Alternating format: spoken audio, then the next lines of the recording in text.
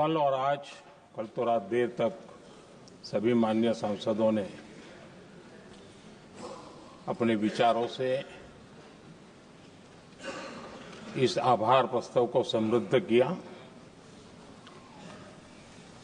कई माननीय अनुभवी सांसदों ने भी अपने विचार प्रकट किए और स्वाभाविक है कि लोकतंत्र की परंपरा भी है।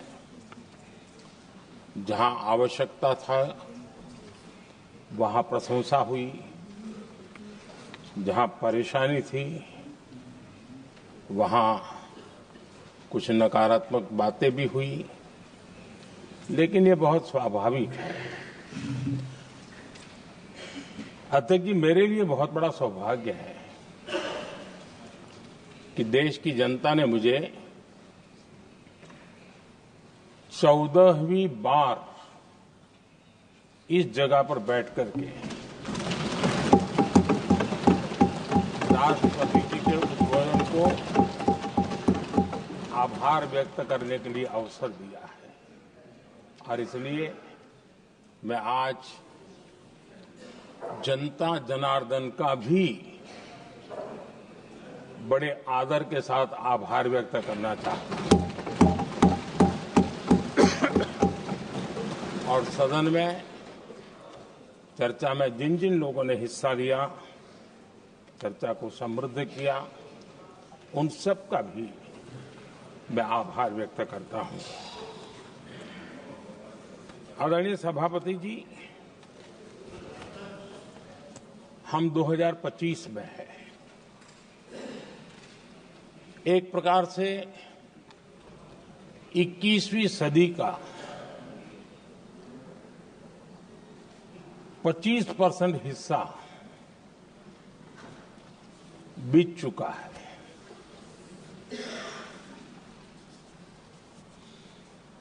समय तय करेगा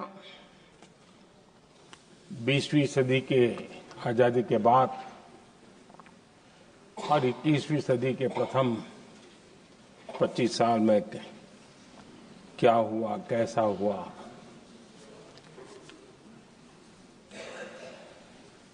लेकिन इस राष्ट्रपति जी के संबोधन में अगर हम बारीकी इसको अध्ययन करेंगे तो ये साफ नजर आता है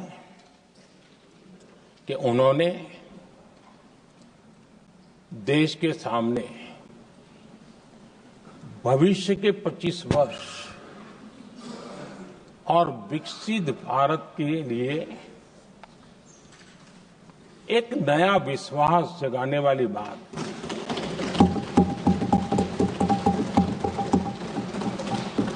एक प्रकार से आदरणीय राष्ट्रपति जी का ये उद्बोधन विकसित भारत के संकल्प को मजबूती देने वाला है, नया विश्वास पैदा करने वाला है और जन सामान्य को प्रेरित करने वाला है।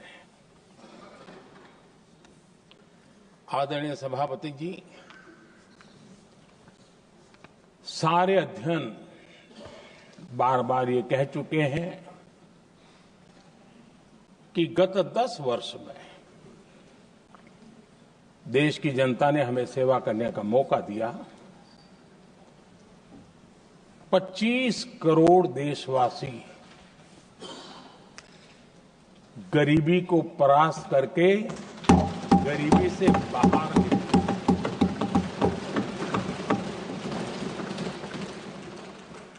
आदरणीय सभापति जी, 5 दशक तक गरीबी हटाओ के नारे सुने हो और अब 25 करोड़ गरीब गरीबी को परास्त करके बाहर निकले, ऐसे ही नहीं हो।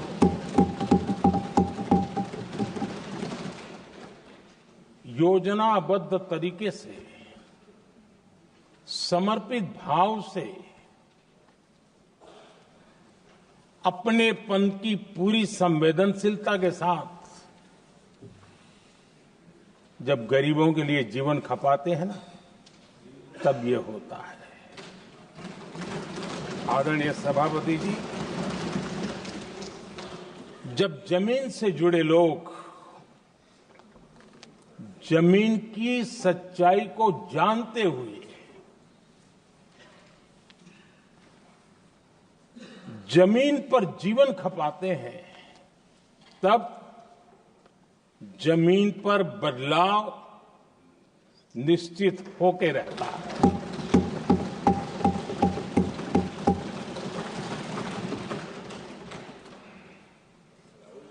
आदरणीय सभापति जी, हमने गरीब को झूठे नारे नहीं, हमने सच्चा विकास दिया।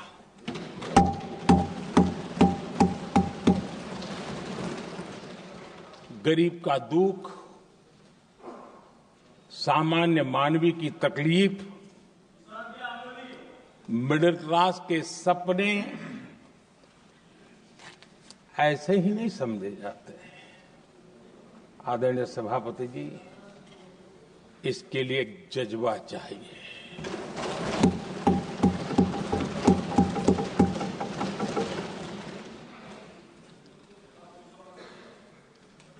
और मुझे दुख के साथ कहना है कि कुछ लोगों में ये है ही नहीं।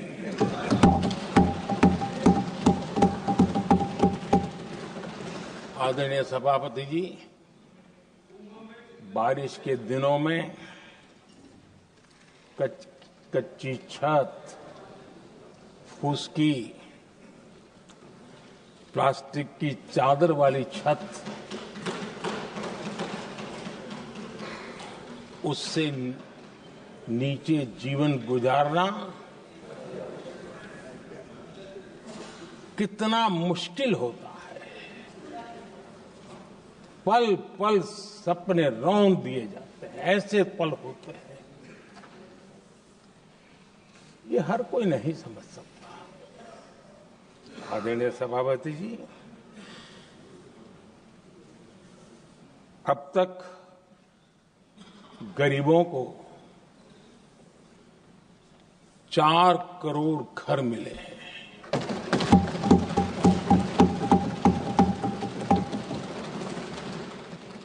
जिसने उस जिंदगी को जिया है ना, उसे समझ होती है कि पक्की छत वाला घर मिलने का मतलब क्या होता है। आदरणीय सभापति जी, एक महिला जब खुले में शौच जाने के लिए मजबूर हो जाती है, वो या तो सूर्योदय के पहले या सूर्यास्त के बाद, कठिनाइयों के झेलने के बाद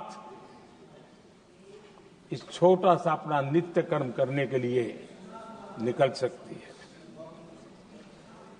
तब उसे क्या तकलीफ होती थी, ऐसे लोग समझ नहीं सकते। आदरणीय सभापति जी, हमने 12 करोड़ से ज्यादा शौचालय बनाकर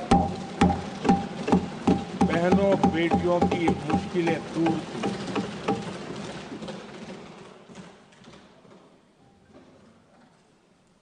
आदरणीय सभापति जी, आजकल मीडिया में ज्यादा ही चर्चा हो रही है, सोशल मीडिया में और अधिक हो रही है। कुछ नेताओं का फोकस घरों में जकूजी पर, स्टाइलिश शावर्स पर, लेकिन हमारा फोकस तो हर घर जल पहुंचाने पर है।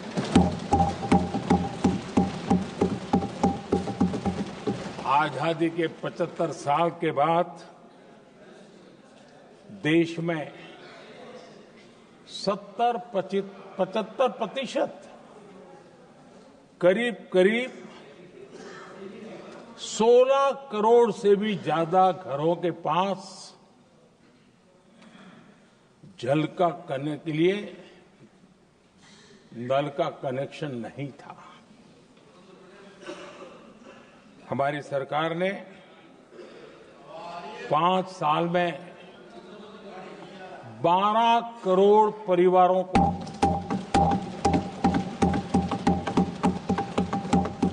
घरों में नल से जल देने का काम किया है और काम तेजी से आगे भी बढ़ रहा है। आदरणीय सभापति जी, हमने गरीबों के लिए इतना काम किया और इसके कारण आदरणीय राष्ट्रपति जी ने अपने अभिभाषण में इसका विस्तार से वर्णन किया है। जो लोग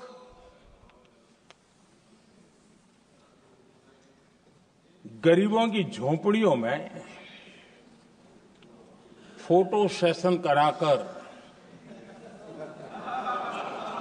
अपना मनोरंजन करते रहते हैं, उन्हें संसद में गरीबों की बात बोरिंग ही लगेगी।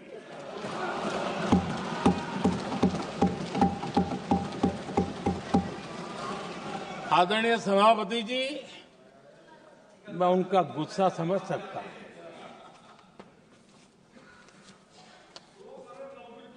आदरणीय सभापति जी,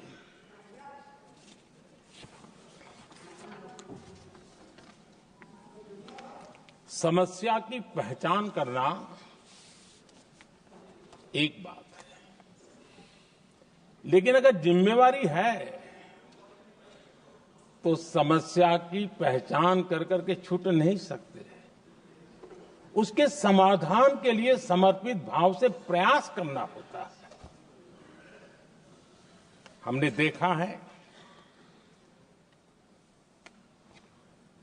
और पिछले 10 साल के हमारे काम को देखा होगा और राष्ट्रपति जी के अभिभाषण में भी देखा होगा। हमारा प्रयास समस्या की समाधान का रहता है और हम समर्पित भाव से प्रयास करते हैं। आदरणीय सभापति जी, हमारे देश में एक प्रधानमंत्री हुआ करते थे।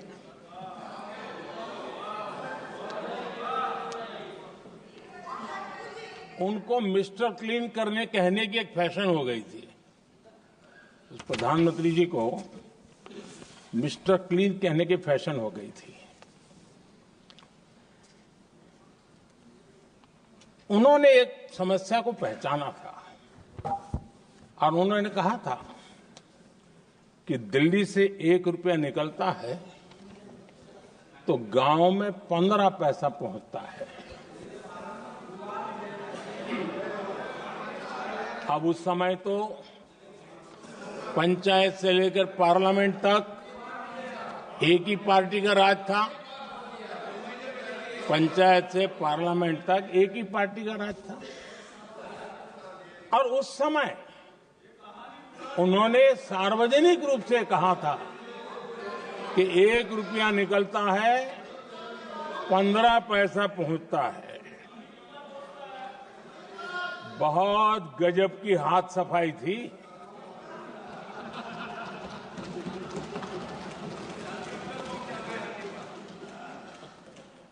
पंद्रह पैसा किसके पास जाता था, ये देश का सामान्य मानवी भी आसानी से समझ सकता है।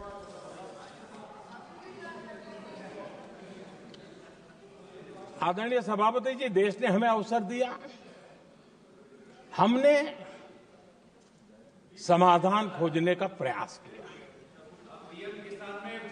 हमारा मॉडल है बचत भी विकास भी। जनता का पैसा जनता के लिए। हमने जनधन, आधार, मोबाइल की जेम ट्रिनिटी बनाई और डीबीटी से डायरेक्ट बेनिफिट ट्रांसफर ये देना शुरू किया। आदरणीय सभापति जी, हमारे कार्यकाल में हमने 40 लाख करोड़ रुपया सीधा जनता जनार्दन के खाते में जमा किया। आदरणीय सभापति जी, इस देश का दुर्भाग्य देखिए, सरकारें कैसी चलाई गई, किसके लिए चलाई गई। माननीय सदस्य, मैं सबसे आपसे आग्रह कर रहा हूं, आप सदन की गरिमा बनाए रखें। बैठे बैठे कोई माननीय सदस्य टिप्पणी नहीं करे, उचित नहीं है, ये गलत तरीका है आपका। ये सदन की मर्यादा नहीं है आपकी। आप प्रोटेक्ट करना चाहते हो उनको इस तरीके से, गलत तरीका, ये गलत तरीका है। आप बैठे बैठे टिप्पणी करना चाहते हैं।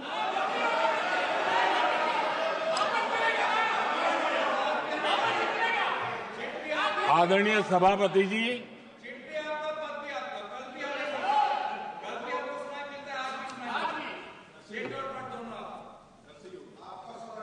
जब ज्यादा बुखार चढ़ जाता है ना, तब लोग कुछ भी बोलते हैं, लेकिन इसके साथ साथ ज्यादा हताशा, निराशा फैल जाती है, तब भी बहुत कुछ बोलते हैं।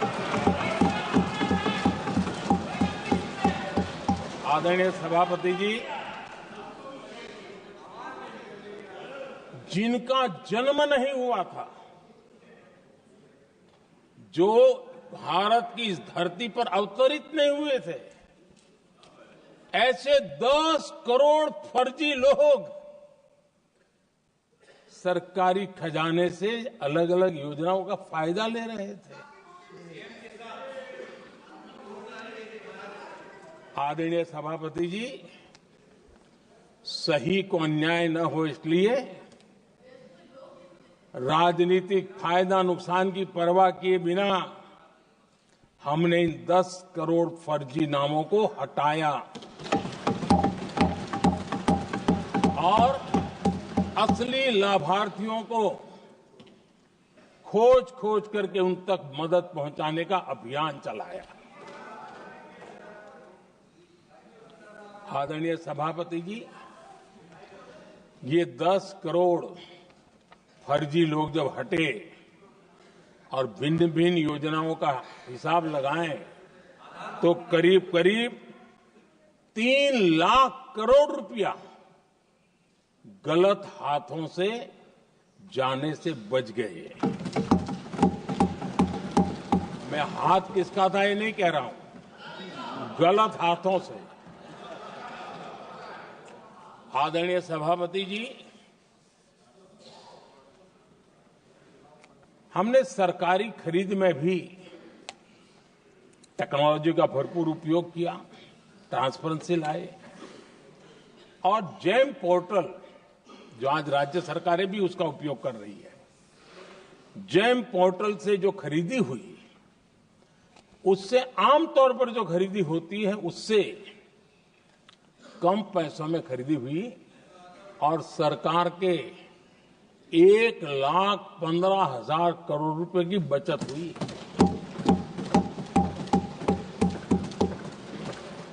आदरणीय सभापति जी, हमारी स्वच्छता अभियान का बहुत मजाक उड़ाया गया, ऐसा जैसे हमने कोई पाप कर दिया, कोई गलती कर दी, न जाने क्या क्या कहा जाता था।